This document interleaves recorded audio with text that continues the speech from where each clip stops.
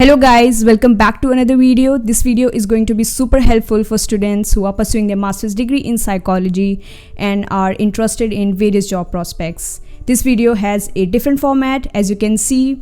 So definitely let me know what you think in the comment section down below and whether you want me to make more videos like this. Now without further ado, let's jump into the main content. So today I have here my very good friend Sara, whom I met after I got done with the international check-in at the McQueen Hall, and since then we have remained very good friends. Sara and I have pursued the same course, that is MSc in Psychology of Mental Health, here from School of Health and Social Science at the University of Edinburgh. Right now she is doing a full-time job as a support worker, but she worked part-time even when she was pursuing her degree. So she has a good amount of work experience when it comes to support worker. And this is why I thought I should invite her to share her experience with you all, and she is going to talk about what is a support worker, what are the responsibilities of a support worker, what is the payment, how has her experience been so far, and how's life like in Edinburgh, and so much more. Sara, welcome to my channel and thank you so much for coming. I have a list of questions here with me and we will dive into them one by one. But first, let's start with a short introduction about yourself. Like, what is your background in undergrad? Why did you choose this course? And why did you choose University of Edinburgh? Thank you so much, first of all, for having me, because this is the first time I'm doing it and I don't know how it's gonna go, but I hope this is helpful for everyone watching this. So hi, my name is Sara Tirmizi. I am from Gujarat and I have done 4 years of undergraduate in psychology from Pandit Deen Dayal Petroleum University, which is in Gujarat. And after that, I've come to University of Edinburgh for studying psychology of mental health. We are soon graduating, so we're pretty excited for that as well. And we have our convocation in November. Yeah, so looking forward to that. Hopefully we're gonna pass. Yeah.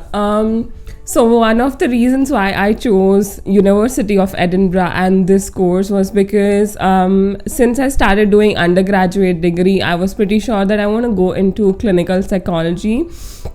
And when I was applying to different universities in UK, I found out that this was the closest to my interest, because this is a conversion course, which means that people from other degrees also can join. But if you have done undergraduate in psychology, then also it is helpful because it is a good amalgamation of all the different modules. Like, we have learned about abnormal psychology, which is about clinical psychology, developmental psychology, then we have done research methods, we have done statistics. So it's like a good experience of everything, but at the same time it is about clinical psychology. And one thing I just remembered is it's also accredited by the BPS, that's British Psychological Society, so you will be eligible to get the graduate basis of membership. So taking all these things into consideration, and of course the ranking as well, I found that okay, this is a pretty good course that I would like to go forward with. So yeah, that's the reason.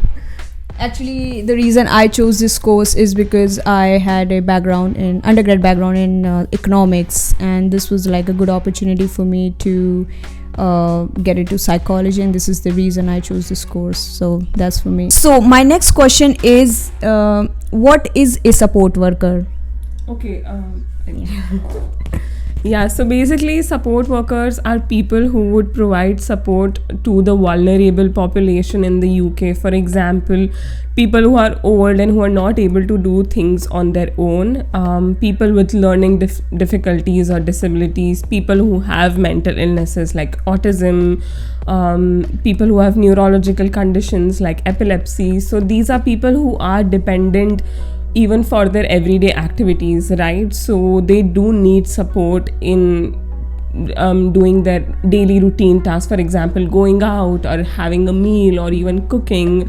So support workers basically take care of people who want support and who also want to start living or enabling their life independently. So that's do you also have to look after people who have like depression, any anxiety disorders, schizophrenia, or is just that like people with learning disabilities, autism?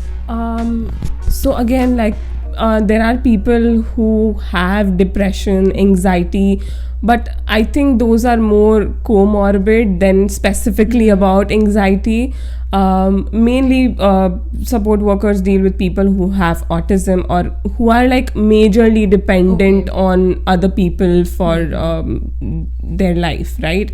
But again, they also have certain episodes of depression, certain episodes of anxiety, so that all comes along with autism, epilepsy, or even with older population. I think they also face depression these days. They also have anxiety issues, so all of that also Especially plays with the this role. pandemic that we Yup. Yup.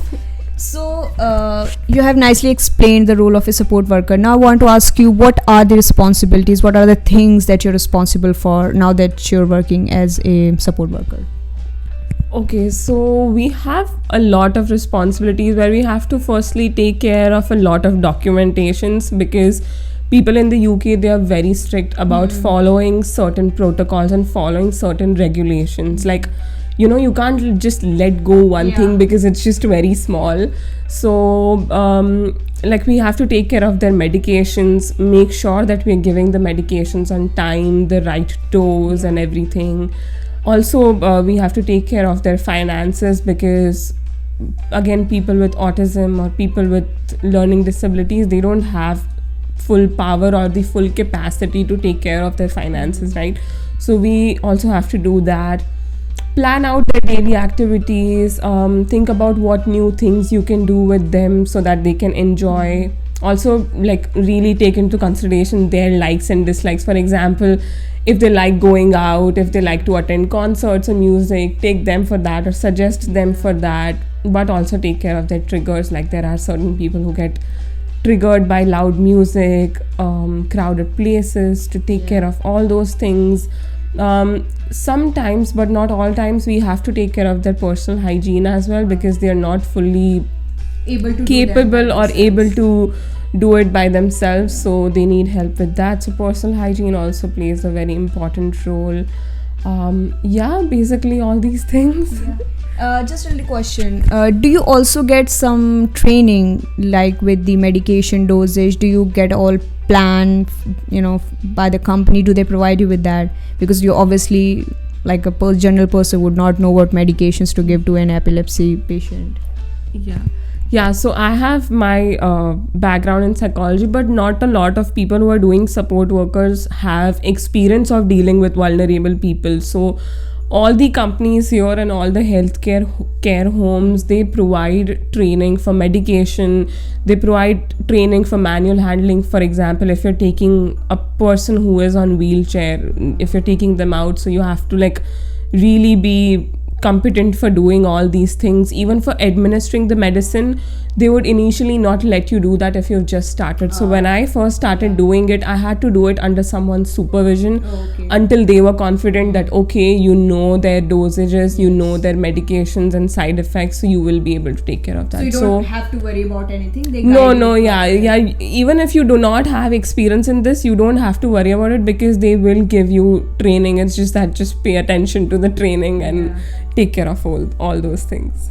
That's so nice. You have beautifully explained it all. So my next question has 3 parts, but I will ask you one by one. How did you come to know about the jobs of a support worker? As in, how did you do your research? Because I think this is very important. A lot of times people just don't know how to begin the search, how to do the research in the first place. They just don't know what to type in the Google, for Google search. So how did you do that?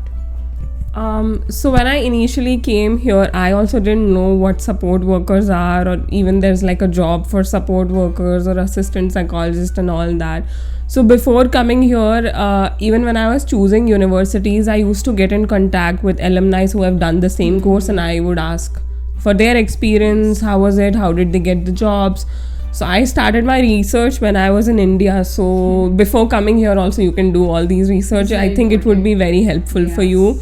You are prepared actually, and you know what steps to take as soon as you land.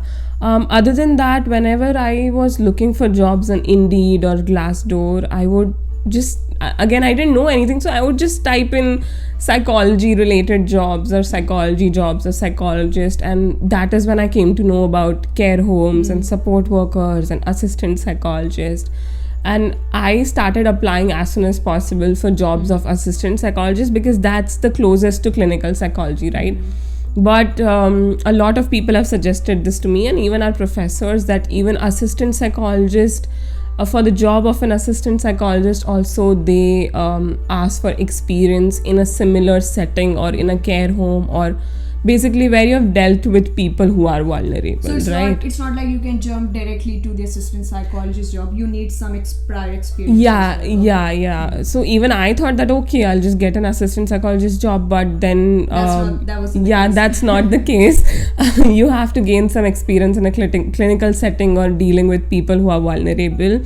Other than that, I think all the universities provide these seminar courses where they would tell you about the job opportunities there are.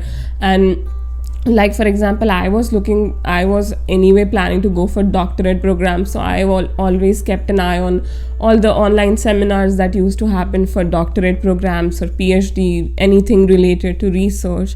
And in those programs, the alumni were pretty helpful, and they suggested the jobs of support workers, try to look for jobs in a mental health sector, like all these. So that is when I consciously started applying for support worker roles when I was doing my degree. So did you look for other jobs as well when you were looking for, or when you came across the jobs of a support worker? Yeah, I mean, I was looking for jobs, and I was looking at jobs of, again, assistant psychologist or support workers or mental health practitioner. So I was just trying and experimenting all the different things and how their application processes work like. And so I just kept on looking. That's great. Finally, the last part of this question, why did you decide to work as a support worker? Like, did you think it had it would have some relevance for your professional career? So again, like, my main aim for doing a job of a support worker was because I wanted to be as close to the clinical psychology field as possible. And it's a very good learning experience for me, because you get to learn a lot about the person's or the client's behavior on a personal level, not even just in a clinical setting, but you get to know them in their natural environment, so because you're there with them. Exactly, you're just literally there with them, so you get to learn about those things and apply it according to your knowledge that you hold. And at the end of the day, I find it a very rewarding experience, to be helping people who actually need help. And it just feels so good to see a smile on their face at the end of the day, because it's these little things that matter, right? I mean, we have the privilege to be doing things on our own, but even for them, doing as little as cooking and getting help for that is a very big thing. And I think that is what just keeps me going, that they're feeling so good about it and I'm making a difference to someone's life. So that is great. That's so great. So now I want to ask you about the salary. How much were you paid when you worked part-time, when you were pursuing your degree, and how much are you getting now that you are working full-time? So for the job of support worker, your salary can range anywhere from £9.50 per hour to, let's say, £14 or £15 per hour. But it also depends on your experience. So when I initially started, I did not have any experience, so I was getting paid the minimum wage, which would be around £9.50 to £10, right? But then after you gain some more experience, you can demand for more salary, or they would in fact increase the salary, because recently we had a pay rise in the UK about the minimum wage rate and all of that. So once you start gaining more and more experience, your salary also keeps on increasing, but in the first trial, don't expect too much. Don't expect like £12 in the first trial. The most important thing in that case is that you get a job, that you get a job in the first place, and you can worry about the money later, right? Like initially when you come here, don't come with a mindset that you're going to get £12 or £15 per hour even if the company is paying that, they won't be paying you that initially because you don't have a lot of experience. So start with a very open mindset that okay, something is better than nothing, right? So I was getting 950 or 10 pounds per hour. But then after gaining experience, and once you start doing it full time, they will increase your salary. So yeah. Great. Now I want to ask you paid holidays. How much do you get in a year now that you're working full time? I'm asking about full time role. And do you get some other benefits? So for paid holidays, it actually depends on the amount of time you have worked, the number of hours you have worked, and what kind of contract are you on. So, but sorry. Yeah, so here all the companies, they usually, if you're working full time, they usually give you paid holidays for at least 5.5 weeks in a year. But since I started doing it for firstly as a part-time worker, I have not fulfilled those number of hours that I am supposed to be doing full-time, right? So like if you're doing it part-time, you would still get paid holidays, which is not the case with other part-time jobs here. Okay, so that's also one of the benefits of working in a care home or in an organization like that, that even if you're working full-time, you would at least get 3.5 weeks of paid holidays. And other than that, you do get different kinds of rewards like healthcare discounts that you can redeem. All these companies, they also know how difficult this job can be, so they also provide mental support. They also have practitioners who would help you to manage your work and your life pretty well. So there are all these benefits that would actually help you in the long run to be with them. Yeah. So do you think the organizations where people can work as a support worker, like do they support visa sponsorship? Like do they sponsor visas for international students? Yeah, there are a couple of organizations, there are a couple of companies and healthcare hospitals that would give you sponsorships. But again, I don't think you can expect that initially when you join. Like if you spend at least 6 or 7 months with them, you can ask them, or you can offer them that, oh, I would want to stay with the company, and would you offer a sponsorship for me? And yeah, there are a couple of companies that do that, so you can ask for those as well if you've gained a good experience with them. Okay, that's great. That's very helpful for international students like us. Yeah. Now I want to ask you, what does your average day looks like as a support worker? Do you think your job entails more of repetitive tasks, or do you get to do something exciting and challenging each day? So mostly, like currently I'm dealing with people who are autistic, right? So it's very important for us to be sticking to a routine, and if there is any changes to their routine, their behavior becomes more challenging because they're not able to adapt to the different situations. So we like to keep it as monotonous or as stable as possible, I would say. You don't want to disturb their routine also. Yeah, so it's very important to stick to their routine. It's like if you don't want to do anything, it's not like you won't do it. You have to do it for them, because they won't be able to adapt to your changes because they don't have the capacity to do that. So it does involve repetitive tasks, but again, those tasks are very formal, like giving them medications, taking care of their finances, completing all the documentations of what they're supposed to do and all that. But again, as a support worker, you are eligible to come up with new, different, exciting opportunities for them. For example, one of the service users that I support, she really likes to go out for music concerts. So we always keep an eye for that hey, there's a music concert happening in the city, would you like to go for that? Or even taking out them on trips. So it does involve routine tasks, but at the same time, there's always something or the other that's fun and challenging for us. So you get an opportunity to come up with ideas of your own as well. That's very interesting. Okay, great. So my next question is, how would you describe your experience so far? And I want you to speak about both good and bad aspects of this job. So personally for me, I think it has been a very good learning experience, because initially when I came here, to be very honest, I did not think that I would be able to do this kind of a job, because it requires a lot of physical and mental efforts, right? So, but again, like, I liked to challenge myself, because I'm just like really passionate about studying psychology and helping people around me.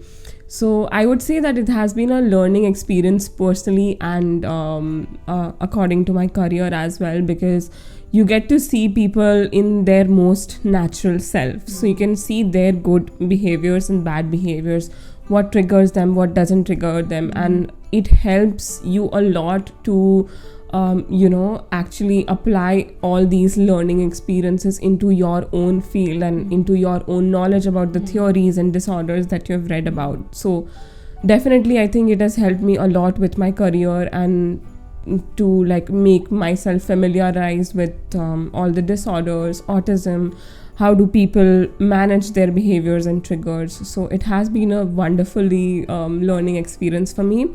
It has been challenging because sometimes you have very long days, and sometimes their shift patterns are that you have to start early morning, because they need people to be supporting them from early morning, like taking care of their medications, how things are going, etc.